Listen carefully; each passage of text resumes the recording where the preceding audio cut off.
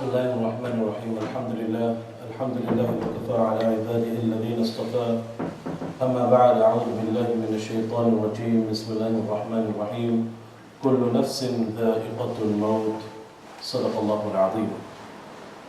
Respected elders and friends, ulama ikram, Ahbab ikram, dear viewers and listeners, as Maulana has made mention with regards to the hadith of Rasulullah sallallahu alayhi wa sallam, the remembrance that will destroy any pleasure, any comfort, any luxury, and that is death. And the simple reason why I chose this particular topic, me and you, one day we will go through it, or our beloved one will go through it. Our sons, our daughters will go through it as well.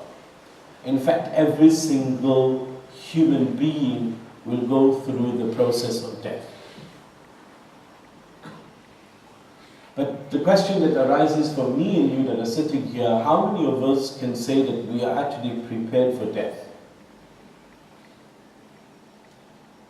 That's the most amazing part. And just recently we heard in relation to the famous athlete who had just passed on, our Muslim brother Muhammad Ali. If you actually read very carefully, he did not just prepare his death 1 or 2 days. It has been written that for the past 3 to 5 years he's been preparing for his death. He had called scholars from the various different states where he knew, whom he knew a close relationship with. That's number one. Number two, he affiliated and only spoke about how his end would be. And then the process of his memorial as to what will happen after his eyes is closed. What will happen? So he has been preparing for his death for the past 3 to 5 years. The question that we have, me and you, should question ourselves, how much have we prepared ourselves for death itself? Or are we waiting for that snappy moment that Malakul Maut will come and take us in the spur? And that's exactly what will happen. He is not going to wait, he's not going to give you a sign, he's not going to tell you that, you know what, I'm coming today. Like you wake up 8 o'clock in the morning and he knocks on your door and he tells you, you know what, you're going today. At 5 o'clock me, I'm taking you away from this earth. It's not where he comes and informs you, but it's the spur of the moment. You wake up in the morning, you have the habit of listening to music, you have the habit of watching TV, you have the habit of putting the blade on that blessed beard of yours. The exact same thing will happen the day when you die. I myself have come across many deaths where people in the spur of the moment the eyes were open, the spur of the moment the person passed away, listening to music whilst in the car, in an accident, gone away.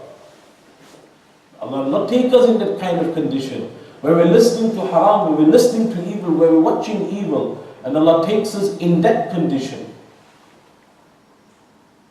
Because that is the most pinnacle moment of a person's life. Of how you live, that's the way you'll die.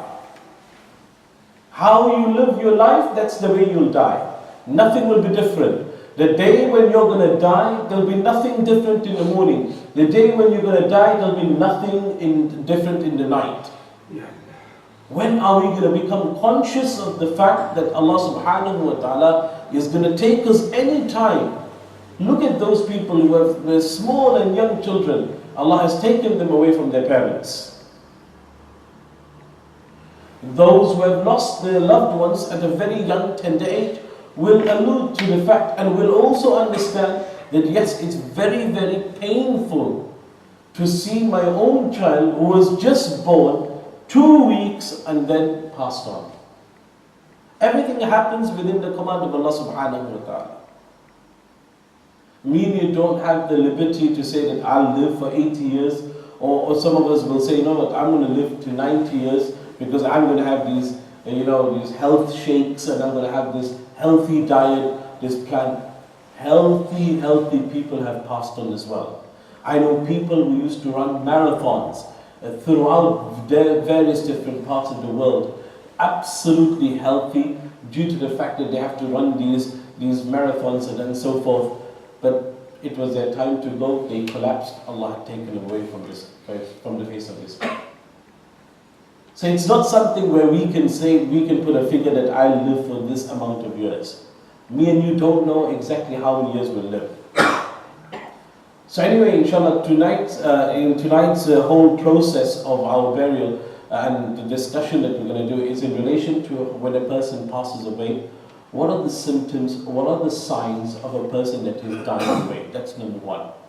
Number two, after the person has passed away, what's the process after that? And then thirdly, we're going to do a brief demonstration of bathing a deceased and how dignified we've got to be when we are bathing a deceased person. And lastly is I'm going to show you, inshallah, how to shroud the deceased body. That means how we're going to put on the kafan, how many pieces of cloth. We may know the number of pieces of cloth, sometimes we may get confused in relation to the pieces of cloth, but it's an opportunity for us to recapture these moments. Me and you, we don't do it regularly, but when we are told, look brother, we've got a dead person here, why don't you come forward and why don't you do the ghusl? And I'll give you a practical example that happened in London, which I was informed about, and it's absolutely painful to hear it. And when I do narrate it, it's absolutely painful as well. It sounds funny, but at the same time, it's extremely painful. It's in one part of London, not Muslim populated, not many Muslims there. But it's a well-off, very affluent community in London. I think one of the relatives that had passed away, due to the fact that they were practicing Muslims, just like me and you, but they did not know what to do at the time when their beloved had passed away in the hospital. So the first thing they did is they phoned the undertakers. I'm not talking of the Muslim burial service. I'm talking of general undertakers that are out there, like the co-op and various different companies that are there, funeral services. They called them in and they said, okay, we need to do the process, but we need to do it Islamically. So these funeral directors, they said, okay, no problem, we'll do it according to Islamically. Just explain to us very quickly how it's supposed to be done. We need to bathe the body, and then we need to wrap the body in a cloth. And then can you please give it back to us? No problem. Our fee approximately is £9,000. No problem. The family was an affluent family. They were ready to pay. They paid the amount of money. And then the funeral director that was there, he took the body in the coffin, in the casket, and then it proceeded to their premises. And whilst it was there in their premises, one of the relatives who wanted to see, the face of the deceased, decided, you know what, I want to go see the deceased face. So eventually they told him, okay, it's at this particular premises, you can go there, and I'm sure the person that is bathing the body will be ready, he must have finished bathing the body, and he will be about to shroud the body. So anyway, this individual, he went there, it was a relative, he went there, he seen. Out of his utter astonishment, he seen that the person that is bathing the body had the body hung up like a piece of meat. Hung up, upside down. He didn't stop there. He was actually bathing the body with a hose pipe. Where is the dignity?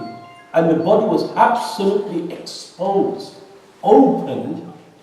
It was absolutely unreal.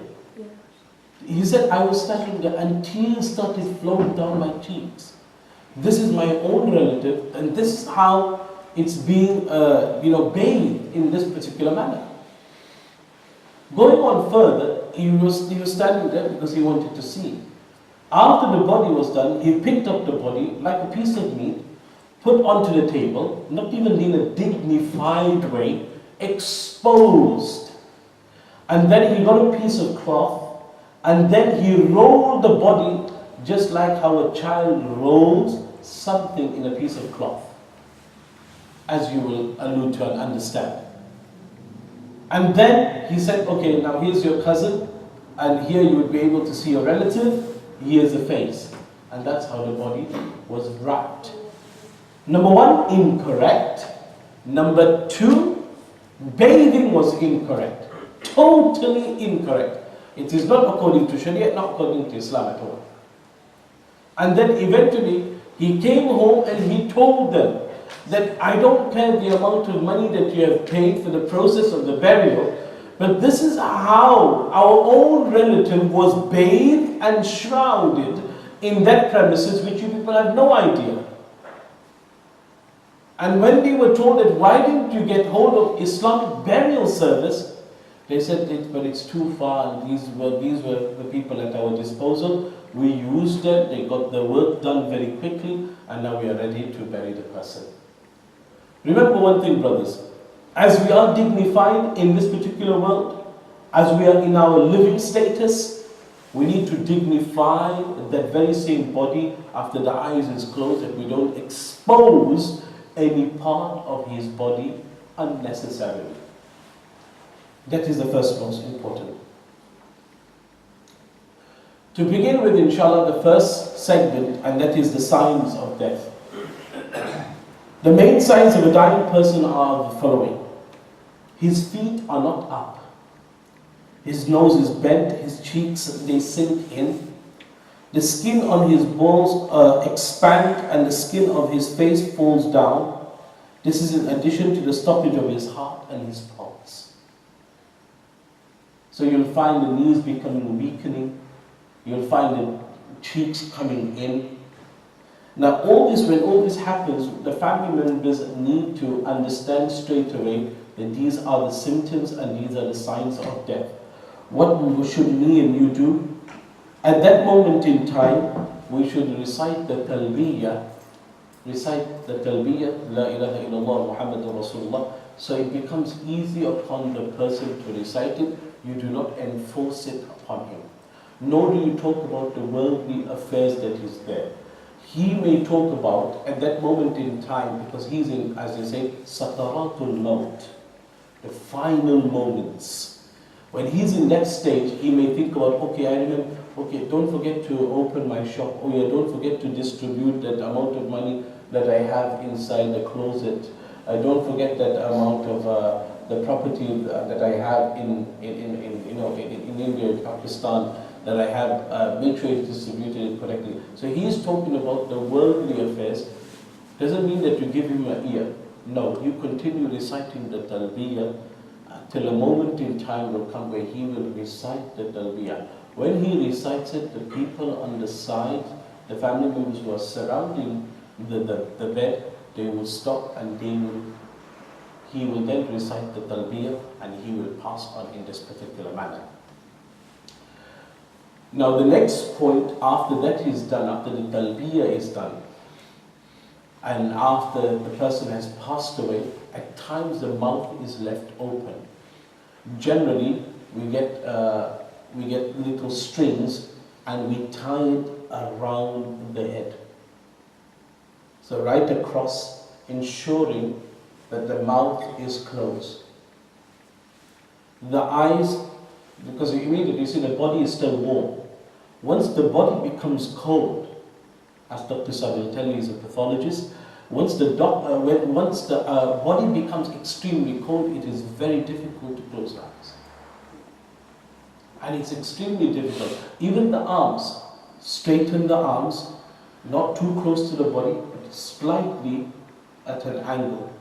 So you have the opportunity that when you are giving ghusl to the body, you are able to reach underneath the armpit.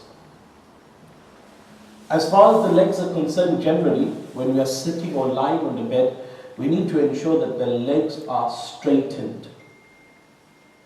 Because if the legs are bent, and whilst the body is still warm, we did not straighten the legs, and thereafterwards, when we realize that after 1-2 hours later, that the legs are still bent, it is very difficult to straighten the legs thereafterwards, because you will break the bone of the body. So be always conscious that number one, once the talbiyah is done, make sure you close the mouth, you tie it so it doesn't open up again. That's only for that particular process.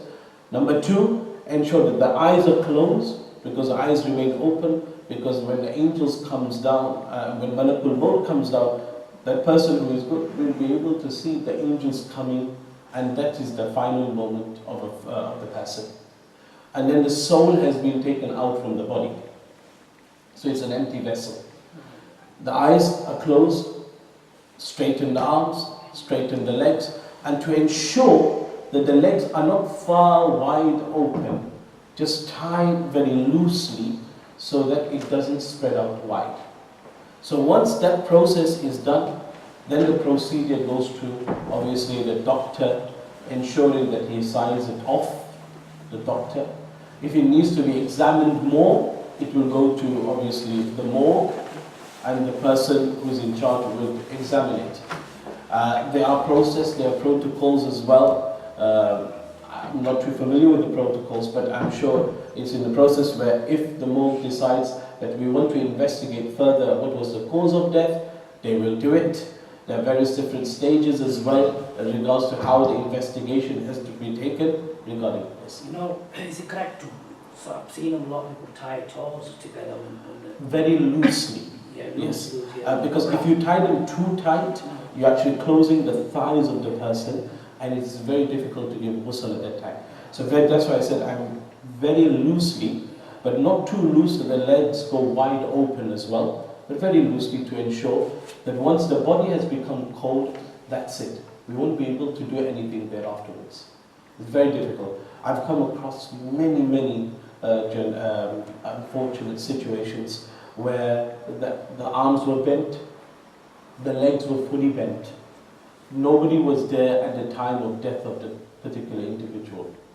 Now, we are optimistic and we have good faith and we have husn al-dhan, a good thought for the person that he has recited the kalima. Nevertheless, it's our Muslim brother, we will give him the ghusl Islamically and shroud him Islamically, and we bury him Islamically as well. But we came to a particular where we could not. So what we then decided that we will put lukewarm water to allow it to see if that will help, but wallahi that did not help at all. Once it's become stiff, it is stiff. That's it. You won't be able to straighten any part of the person's body. There were also requests, as what requests that came up, that Maulana said, can I shave the armpits now? Or can I shave below the navel of the deceased?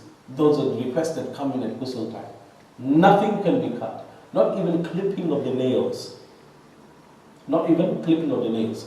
Because as the body, let it return to Allah subhanahu wa ta'ala in that condition. That's the reason why leave it as it is.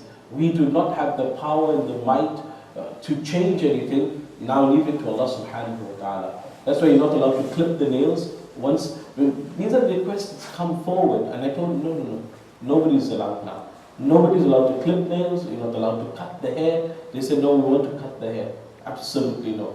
Some requests came regarding shaving, obviously underneath the armpit, below the navel. Absolutely no. Some have came and went beyond that we want to do, they want to file the underneath the heels. They want to file it, make sure it is smooth. And I said, no, we don't need all this. We'll allow the person to return to the Almighty, the Creator, in the condition that he has passed away. Let's not alter it. And that is our due for the deceased as well. So after all this is done, obviously the protocol, if it's gone to the morgue, then obviously we've got to wait for it. If we can actually, we don't have to go for the post-mortem, but then you get the scan, which you can go through the scan, which is extra amount of money. But then that's the process. That's in a particular family if they don't want to go through post-mortem. There's various different stages of post-mortem as well. So once that is done in relation to whatever the hospital, and now when the body comes home, that's the main thing. My recommendation, this is my personal recommendation, it's not applied everywhere, but my personal recommendation is that once the body comes home, make sure that the ghusl is done straight away. Many people take time in doing it, but it's personal recommendation that Allah, bathe the body straight away. And who should be taking part? This is vital and very important. It doesn't matter whether you've done it before or not, but the close family relatives of the deceased should bathe the body. You have a scholar in between who will educate and who will show you the process, and you have one experienced person who have been giving ghusl for the past 40, 50, 60 odd years in this country, and he knows the process.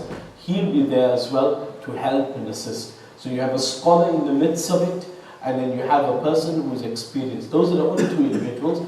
The rest is all the family members. We shouldn't, number one, we shouldn't be scared. We should take the initiative of doing it.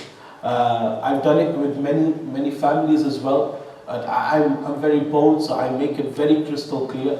Those who are the relatives of the deceased should come forward and please help out in giving the ghusl to the deceased. Now, inshallah, the next process is giving ghusl to the deceased. Now, when the body is here, in a very dignified way, the body will be in a casket, and you take it in a place, in a cold room, as they say. For us, in our situation, in Al-Hidaayah Foundation, it would be primarily to take it to the wudu area, because that is the best place to do it, and not elsewhere. So we'll take it to the wudu area, as we are here in Al-Hidaayah Foundation. Once we have taken it there, and then we rest the body on a kind of like a table, where water can drain out, and at the same time you can bathe the body. The body will be equipped with a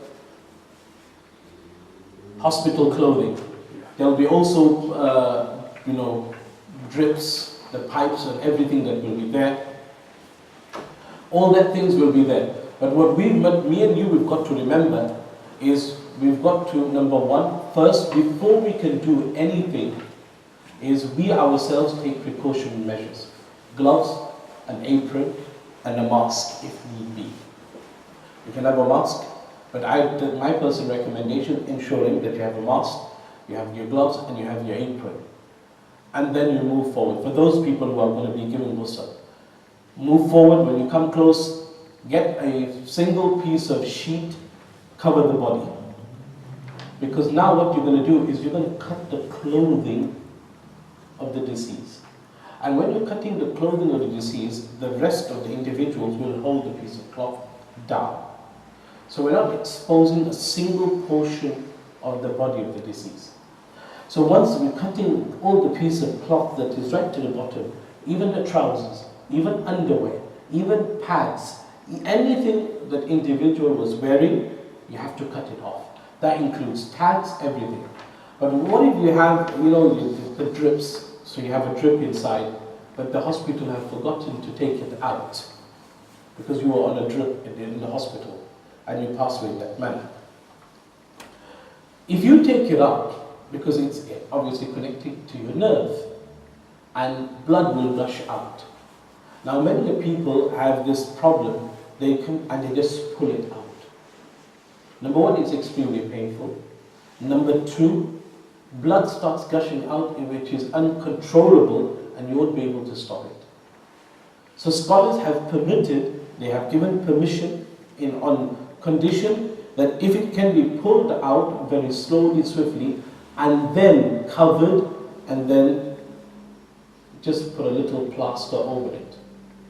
As on condition, the blood doesn't gush out. But if the blood gushes out, then you should leave that drip inside. Leave that pin inside, because if you pull it out, blood will gush out. Leave it, and all you have to do is just tape it around. That should be fine. Because I myself, my own father was in a very similar kind of situation. and we took it out. And what happened eventually, blood didn't gush out. But later on, when we were shrouding the body, then blood started coming on and soiling the kafan. Now then, if it's a lot of blood which has been exposed and have soiled the kafan, then obviously then the kafan has to be changed. But if it's a small portion, scholars have given permission, but then again it is better to change due to being in blood. That's the reason why. So the first point is to make sure all these are clean, everything's absolutely fine. We have taken out everything. The person is literally, as we say, naked. But they're not exposed. The simple reason is there's a cloth over that individual. The first point, after the body has now been absolutely, it's been naked, it's fine, it's absolutely, now we're ready. The first thing that we do is to ensure that we clean out everything that's inside the stomach. How do we do that? The person is laid flat. We actually tilt the body slightly, not from, so just you pick the body up from here, from the hips slightly, and the shoulders. So you're actually picking up the body at an angle, that's it. So the legs are still straight. And then the third person presses and dampens the stomach to allow anything that's, whatever he had ate last, actually releases everything. Once that is done, and obviously then you don't expose that person. So whatever, if something does come out, then quickly put it in a black bin bag. So you've got a black bin bag right next to it. You clean it once, twice, continue. It doesn't matter however many times it comes out, as long as you know it's the stomach is being emptied, and that is absolutely fine. Once that is done, then as normally, as we bathe ourselves, So washing the hands, right? Ensuring the face, and again, making sure every arm is washed. You do it with the soap, and then making sure underneath the armpits, the back, the private organs as well has been washed, the feet, in between the toes, all that has been washed. Once that is done, now for the second time, ensuring, again you tilt the body, again you press the stomach down, ensuring that everything is out from the stomach. Once you get the clear, that once you use once, twice, you can use cotton wool. Some use material, some use cotton wool. Preferable is to use cotton wool at that moment in time. Once you use all that, once you've seen that, okay, the stomach is empty, now the last and final stage is to make wudu. Because now you have to make wudu for the individual. So you make wudu. So you actually wash the hands for him. Obviously you won't be able to gargle the mouth, but all you have to do is just wetness of it. Wetness of the cotton wool, just here, dampen it here by the lips, the nose, and at the same time ensuring that the ears are also plugged in with cotton wool so water doesn't seep through as well. So once you've done the process of wudu, once wudu is done and you've done everything, and now the person is there, then you use towel, make sure you dry the person. Brothers, always remember, not hot water. Just like how me and you cannot make wudu in extremely hot water, extremely cold water. Likewise, even when we are sending the deceased out, brothers, do the same thing. Make sure that we are sending the person in a dignified way, lukewarm water. We use lukewarm water where we ourselves can make wudu in, that person will be able to make wudu in that same water as well. Once that is done, and you've done the wudu, and then brothers will, that piece of cloth so once all the process of, whilst you're washing the body, whilst you're making wudu, whilst you're cleaning the private organs of that individual, remember the sheet was always covered. Nobody can see. Nobody's seeing underneath. Everybody is using it as just is looking up, they're looking up and ensuring that they are cleaning. That's about it. Especially that person who's going to be cleaning the private organ of the deceased. Once that is done, then you need to swap that sheet. So you need to bring in another sheet, a clean sheet, and at the same time put that clean sheet and take out the old dirty sheet and put that on one side, which can go away for wash. Once that is done and you've dried the body, the new sheet is on top. Now it's time to take that body, lifting that body. So obviously remember, the body is heavy, extremely heavy. So now you need at least 6 individuals, 6 strong individuals. You need one on the right and one on the left, and at the same time, so you need 6, so 2, 4, 6, and then you lift the body. More the better, the more hands the better. You lift the body, and then you put the body a bit closer, far away, on a clean place. You put the body down. Once you've done that, remember the body is still covered with that piece of sheet. But when you put the body down, that's where you have your 3 pieces of cloth for a male, which is called qamis, lifafa, and izar. 3 pieces of cloth. Qamis, lifafa, and izar. Now these 3 pieces of cloth is for the Muslim male, inshallah. I'm going to inshallah put down the piece of cloth. Is that the piece of cloth we have there? So now I'm going to show you the piece of cloth, inshallah. Now I'll come there to the back, inshallah. Need to cut them. Okay. We need to cut it? Yeah, no problem. So we have a practical demonstration.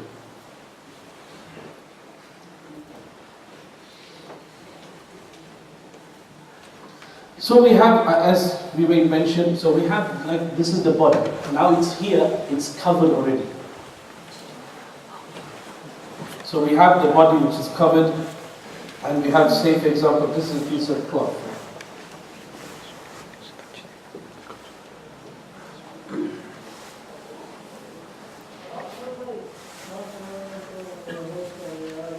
Right, so we're going to actually open up the piece of cloth, making sure. So we have the first piece of cloth, which is, as an example, so we don't need too much, because we need the amount, because we need, so we have the first piece of cloth. That if we cut as an amount, so from here, we cut right to the bottom there, this is your last and final piece of cloth, which is going to be right at the bottom. Right, so if we just,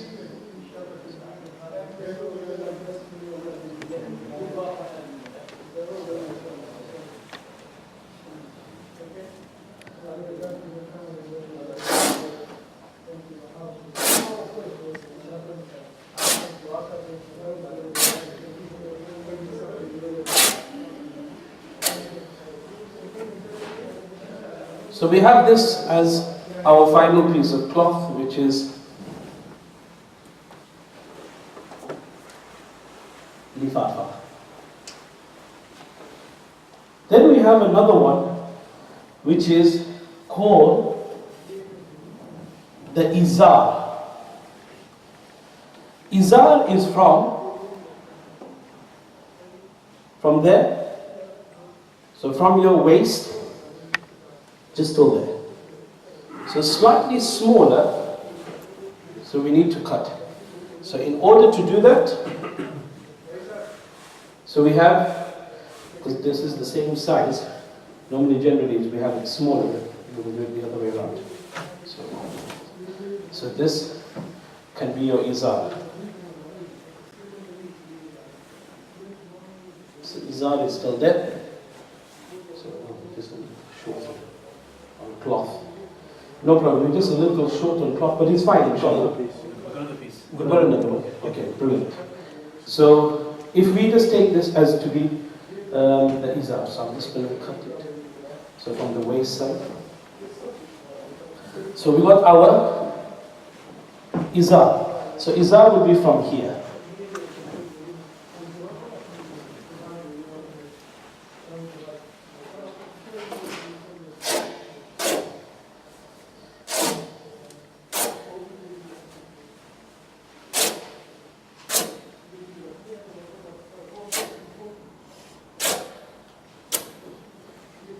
So that's our izar.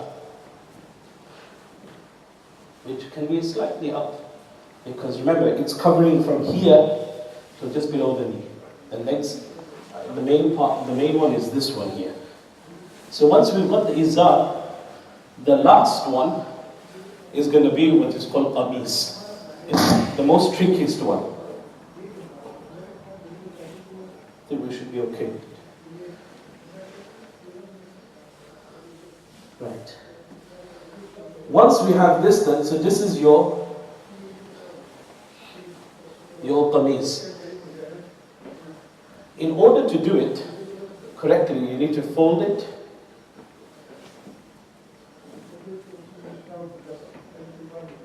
And we should get a little slight.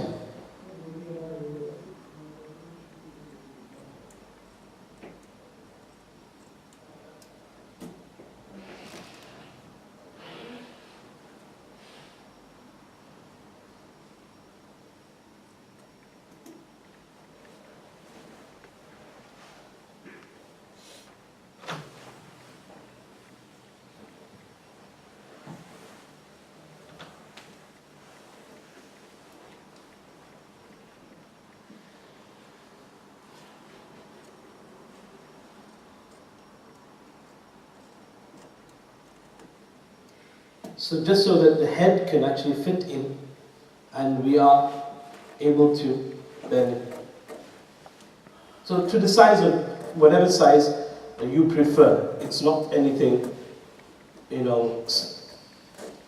major, big or small. So any size which you prefer. So that is the head coming. So this is your qamis. So basically, that is your last and final piece, which is qamis.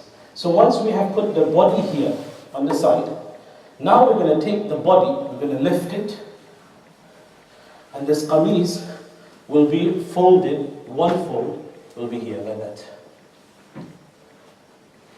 We will take the body and we will put the body right here.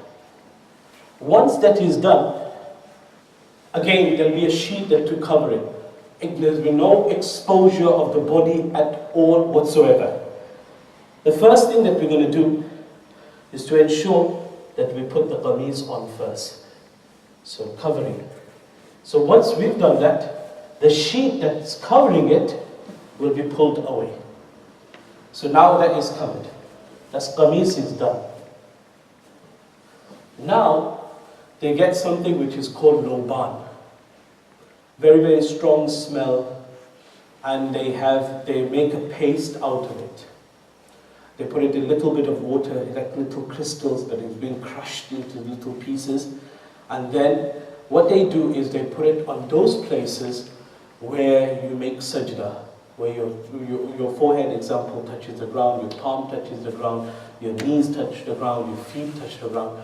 Why do we put this particular loban, this particular thing as a paste on the forehead? On the day of Qiyamah, you will rise, those places will shine that touch the sujood. It will be shining on the day of Qiyamah. Rasulullah sallallahu alayhi wa sallam will be able to identify that this is my ummati.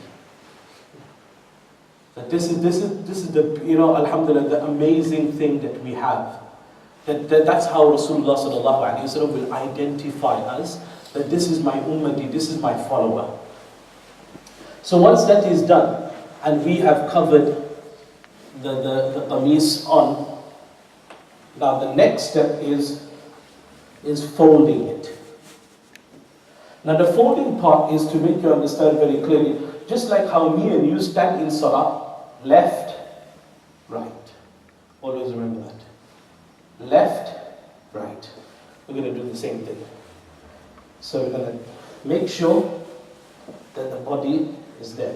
Tuck it in, once we've done that, and then we tuck this one in. So that's done, which is our qamis. The next thing is izar. The izar, same thing, the left will come first. So we're going to cover it. Again, making sure any extra will be tucked inside here. So that's done. So the left, then the right.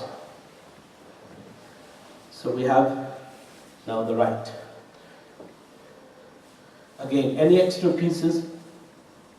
By that time the head is still here. You can see the head. Because this is the izar which comes still there. So that's the head is still there. The last is our lifafa, which then will cover the entire body, including the face, which we will do as well. So that's in, and then the last part, the right. Once that is done, and we've got all of it in, then we tie a little knot here, not too tight, so that we can't open it, very loosely. The same thing here, we tie a knot here, not too tight, very loosely, and we tie one in the middle. Once that is done, and then those relatives who are coming from far out and wide, that would like to see the deceased's face, now all we have to do is open it, and then looks. All we have to do is just, the face will be here, you'll be able to show the face. Once that is done, the process of a burial in Muslim, in our religion, is to make sure bathing is done quickly, shrouding is done quickly, and the burial is done quickly. So if the person has passed away in the morning, our utmost best should be to ensure the person is buried by the evening. For whatever reasons it goes into post-mortem, that is fine. We shouldn't feel that, oh, why is it gone into post-mortem? And there are many different reasons that goes into post-mortem. I mean, I've been, the latest one we did in Manchester, it goes into post-mortem for 2 weeks. 2 whole weeks. But then at the end of the day, we've got to wait. Because they said we want to investigate the cause of death. Because we're not satisfied. Although this doctor has signed it off and allowed the patient to leave the hospital, but at the end of the day, he's not happy at the moment. So he says, no, I want to know the cause of death. So until the cause of death is being identified, then only the person, the morgue will release the body, and then it will be given to us, and then we can actually make ghusl and shroud the body. So this is the most simplified way I've taught you guys, inshallah. This is the most simplified way. No, there's more different altercations and various different ways, but this is the most easiest way, simplified way of, number one, giving ghusl to the deceased, and number two, shrouding the deceased. And the last thing is the burial, obviously, but due to time constraint, otherwise I would have also went further on in relation, some other time when we get the opportunity, is the burial as well. The process of burial, of Islamically, how it's supposed to be done, and how we lower it, who can go inside the grave, who should be the most deserving of going inside the grave. I think that you guys should know that it's the relatives, they should be the ones who should be going down inside the grave and lowering the person in the grave, inshallah. So this is exactly how it's been done. So ghusl and shrouding the body, inshallah. If you have any questions, inshallah, feel free to ask. Your question is that when you give ghusl to the body, yes, how do you make sure that there's a parda?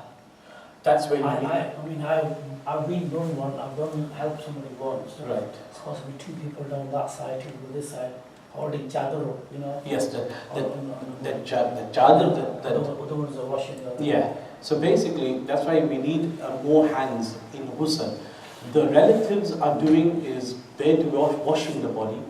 There will be so many spectators, standing and watching, but nobody will have the courtesy to come. Okay, let me help out just to hold the cloth. So we need another 3-4 individuals to hold the cloth as well, because the relatives they're trying to hold the cloth and wash the body, which is impossible. So at the same time, if we get more hands, the better. At times there were only, how many? There were 3 of us who were given ghusl back. It happened on numerous occasions where only 3 individuals, and there were 2 more individuals who were there to give ghusl to the body. We tried our level best, but we did it one hand holding the cloth and the other hand washing. To the best of our ability, we made sure that we made the person correctly and properly. That's due to because it was in the weekdays, not many hands were there. But when we have many people there, so people should take, come front, come forward. The problem that we're having today is, with all due respect, I'm not being offensive, but I find that it's always the seniors and the elders who are giving ghusl. We find the younger generation not taking part. They feel that the elders should do it as long as they are living. But how long are the elders going to be doing it for? They've been doing it for the past, since when they arrived in England in 1920s and earlier than that. So they've been doing it all those years. I think now we've got to pass on that responsibility. The elders are there as now for an experience. So they are there, they're going to teach us that, no, you must do this, do it in this manner, do it in this way. They'll be there to guide us, me and you. We are the younger generation and we need to take up that responsibility. Let it not be that, okay, we'll wait for this brother to take part and then I will take part. No. Take the initiative. A ghusl doesn't matter who the person is. I have given ghusl to so many individuals who are not even related to me, not even blood ties, who are not even of my origin, come back from the same country that I am from, India. But they're from other countries, other parts of the world, but I give ghusl to that individual. Who knows the day when you die, who will give ghusl to your body? Because when you die in Makkah al-Mukarramah, in Madinah al-Munawwarah, you find other individuals giving ghusl to your body. So we don't know who's going to be giving ghusl to our body, but let it not be that we, when we have the opportunity at our disposal and we take a step back. Don't be afraid. Just take a little step forward. If you want to do little, but do it at a time, step by step. But don't be afraid and back out completely. Unfortunately today, many of the younger generation, they like to back out, thinking I don't have no knowledge of it. No, take a step in. There'll be at least a scholar there to guide, to assist. That no, brother, you're doing this wrong. Do this correctly, please. That's how it works. Yes. Can you use an ihram on the shrouding? As long as, yes, but you need 3 pieces of cloth. The ihram consists of 2, and then you need a 3rd piece of cloth. Many have requested to shroud themselves in the ihram, but then the ihram has to cover every part of the body as well. That's the main thing. Remember, it's not necessarily white as well. Although it's preferable white, but if you can't find white, yes, we can bury the person in any different color. Kind of answered my question. Does it matter what type of material is it? Does it have to be cotton or no. In terms of the linen? Can it be a combination? The ihram first 2 and then the... Yes, it's like I came across only one ghusl where the request was to put the ihram on. The ihram was consisting of towel material. But the final, I said, okay, so the qamis, so we tried to do a qamis, a separate qamis. So the only part of the ihram that came part of it is only the izar. I said I can do the izar, but then because the ihram is not bigger than the person. So I said, so that your lifafa, which is the final piece, has to be bigger than the person itself. So that will use a normal material. And come back to your question, any material, it's fine. It doesn't have to be 100% cotton. Generally, we just go, there's somebody there in the material shop who will donate the whole roll to the masjid. So anybody that has a material shop, fi sabilillah, give it to the masjid, and Allah blesses that. Because remember, whatever you have, every material that's been wrapped and you have donated that whole roll, you're going to equally get a reward for that. So alhamdulillah, back in Manchester we have a couple of material shops. They just say, fi sabilillah, take it Morana, it's fine, it's okay. So we never had a problem with material. But then the request that comes from the ihram, we want to tie it, this is our ihram. I'd like my son to be tied in his ihram that he'll perform his hajj with. Can you please do it? So we can do the izar, that's about it. The qamis will be difficult because the qamis, basically, if the ihram is quite long, then yes, we can actually do the qamis as well to a point only. But the main, the final piece of cloth which covers the entire body, that cannot be done in ihram material or ihram itself. So the size of the kameez must be from the shoulder down to below the... Yes, below the knees. Below the knees. For That the kameez. is, yes, it has to be below the knees. As far as your izar should be from here, from your waist side, again, right up. Some people have said it till the calf, to the ankles, that's fine and tight. And some people have just kept it just there, just past the feet. But your final piece, make sure that is a good amount. Good amount from the top, from the head, and good amount from the bottom. It doesn't take long to cut. All you need to know is a prediction of how tall the person is, that's all. And that should do. And then bury with the coffin, bury non-coffin, I'm not sure about here. I know back in Manchester, we have a choice to bury with the coffin, bury without the coffin. Is there any significance? No. You can bury with the coffin, Malakul Maut will still come through the coffin. You bury without the coffin, Malakul Maut will question you as well. So it doesn't make a difference. Yes, the graves that are being made in today's time, I'm not sure how it's been made, but back in Manchester, where we are at Southern Cemetery, they have it wooden boxed. And they do it. That's absolutely fine. And they put plank of wood and they put soil on top. That's absolutely fine. That's how we do it, the process in this country. So that is real. Now, the final thing which I would like to make mention of, and the last final point, inshallah, and I'll conclude, is regarding embalming the body. That means sending it off to our back home country. So whether we're sending the body back to Bangladesh, India, or Pakistan, do you know what they do in the process? They inject the body, which is called embalming the process. They inject the, Dr. Saab will also elaborate on this. When they inject the body, there's alcohol inside. So you can imagine, 70, 80 years of your life, you never touched alcohol. And here, your children decided that my father should be buried back home. And your entire life you never had alcohol. Here your body is being injected with alcohol. Who does that procedure? Who does it? Everyone. No, you have to bury so it. sending body to Pakistan, whoever's doing it, don't they ask the relatives that we're going to do this or that? The thing is, initially back by us, when we were... Airport, somebody doing it. Yes, we have many people doing it. We have especially, it's a high ratio within the Pakistani Like community. postmortem, they ask you permission, if we do postmortem. Yes. But this injection thing, at least they tell the relatives for permission, don't they? No, it's not permission, it's a process that has to be taken in order for the body to go above sea level so high. Because otherwise, if you don't inject the body with that injection, the entire body bloats up and it bursts. That's the reason why. So we actually said to a lot of individuals that, stop doing the embalming, the process, because what happens is we don't know exactly what they put in that injection. When we found out they put a certain type of alcohol that is inside, which is prohibited in Islam, that's when we said, we told all the communities, Pakistani, Bangladeshi community, Indian community, that do not send the body back, allow the body to be buried in this country, so at least we can pay our respects every Friday or every time when we get the chance and opportunity. So alhamdulillah, people have understood and they have stopped sending the body back home. But you still find those relatives who are so keen that no, we want to send the body back home.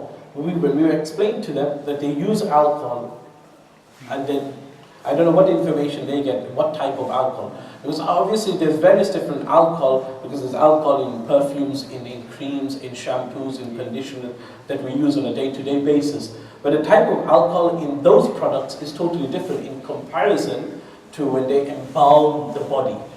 Because that is pure alcohol to go inside the body. So imagine 70 years of your life, you have not drank or taken a sip or a drop of alcohol, and here they're injecting alcohol inside your body, just so that you can be buried back home. So be conscious of the fact that at least do thorough investigation. What are they doing? Are they going to embalm the process? If they are, what's the injection that's inside? What's the ingredients that's inside the injection? Always make thorough investigation. If you find that there's certain percentage of alcohol in it, refrain from it, please. Any questions? Some people stitch the coffin together, say piece of ihram and a piece of general clothes together is permissible. Stitching it. Yeah. They don't want to give the full ihram, the part of it, and then part general clothes and stitch together. It won't be stitched, but it will be separate. Yes, you can actually add your ihram, like I explained. Okay. You can add your ihram. For example, you want to add your ihram, so you have two ihram, one for the bottom, one for the top. So you want to just, my recommendation is the izar, that can be your ihram, the izar. As far as your qameez, it can, but it becomes a bit too tight when you have to fold it.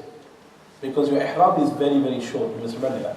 So when you actually, you know how I cut now the head part, you'll be able to do that with your ihram material as well, with your ihram. But you won't be able to do it is close it tight. Because if it exposed, because you see when you close it, making sure you have a lot of piece of cloth to tuck it inside here. And you have a lot of piece of cloth to make sure it's tucked inside on the right and the left hand side. So it's tight, it doesn't open up. The ihram will open up because it is short. But yes, the recommendation is there from many people that, we want the ihram to be. So I recommend that yes, we can have the izar as the ihram, but the qameez, let's have a normal piece of cloth due to the fact that we have to cover the body, and the lifafa, which is the main part, which is the final piece of cloth, that is impossible for ihram because ihram is not that big. And lifafa has to be bigger by the head side and by the feet side in order for us to wrap the body, making sure it's fully covered. Hope that answers questions, inshallah. यहाँ पर एक death committee है कीतली में जिसके through जो है लोगों का ये जितनी भी कॉस्ट होती है वो कवर की जाती है. They pay I think £15 every year.